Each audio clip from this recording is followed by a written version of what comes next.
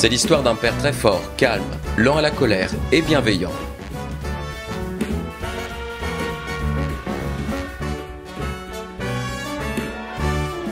Ce papa a deux fils qu'il chérit de tout son cœur d'un même amour et qu'il protège de tout danger.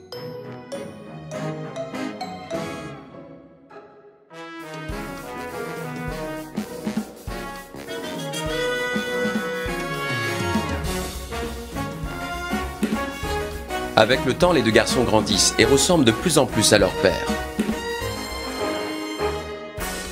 La vie les amène à se fortifier d'année en année et d'aller de victoire en victoire.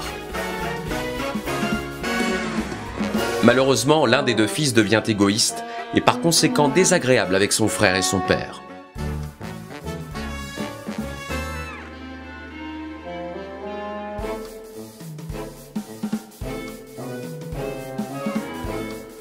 Il décide de prendre la part de l'héritage qui doit lui revenir. Il prend tout.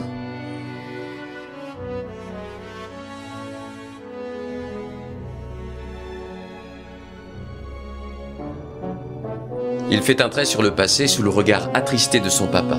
Il part sur le champ, sans que son père ne l'en empêche.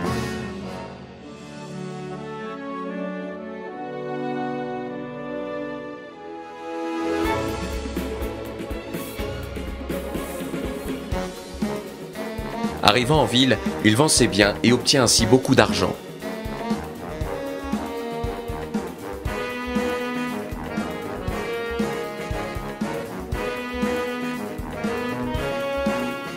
Il se fait des amis et une réputation grâce à son argent et à sa force.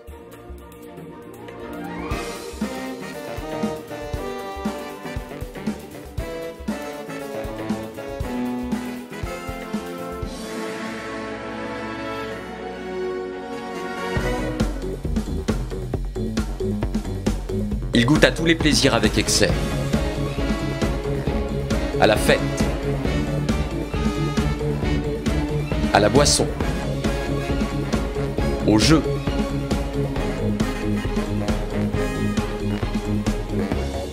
à la gloire, à la nourriture,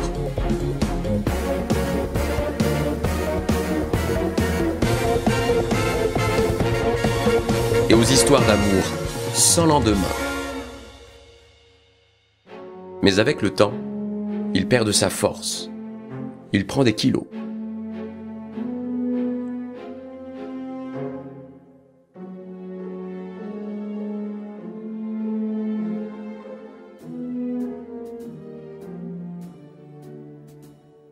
Il perd sa renommée et se souvient que c'est à cause de la débauche qu'il en est arrivé là.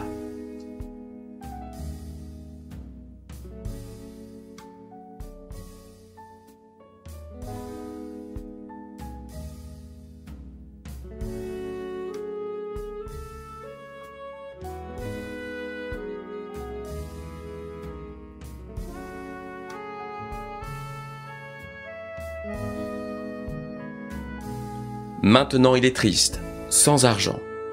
Il cherche et trouve un travail.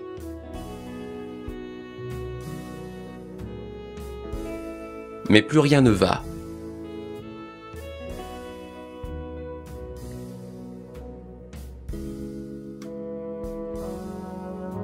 Même une bouteille d'eau semble impossible à ouvrir.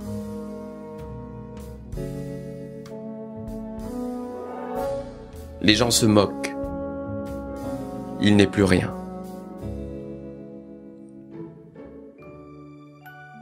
Si, il est quelqu'un. Il se souvient qu'il est le fils de son père et que son papa attend certainement son retour.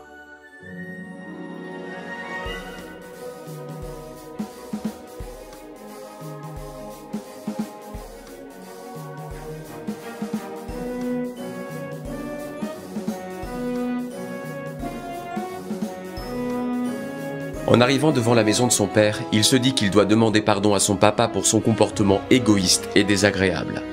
Il pense que son père ne devrait pas le traiter comme un fils, mais plutôt comme un ouvrier. Mais son père court jusqu'à lui et le prend dans ses bras avec affection. Son fils s'était égaré.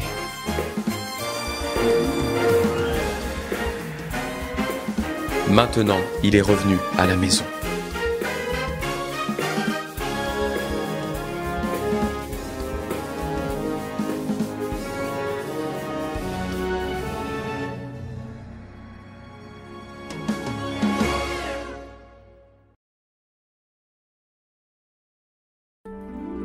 Et toi, veux-tu aller plus loin?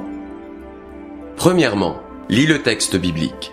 Luc chapitre 15, versets 11 à 22. Deuxièmement, cherche à comprendre. Le Père doit te faire penser à Dieu. Le Fils doit te faire penser à toi. Chaque fois que le monde te laisse tomber alors que tu lui as tout donné, réfléchis. Dieu, qui t'a laissé libre de partir loin de sa présence, te laisse libre de revenir à lui, car il t'attend avec bienveillance.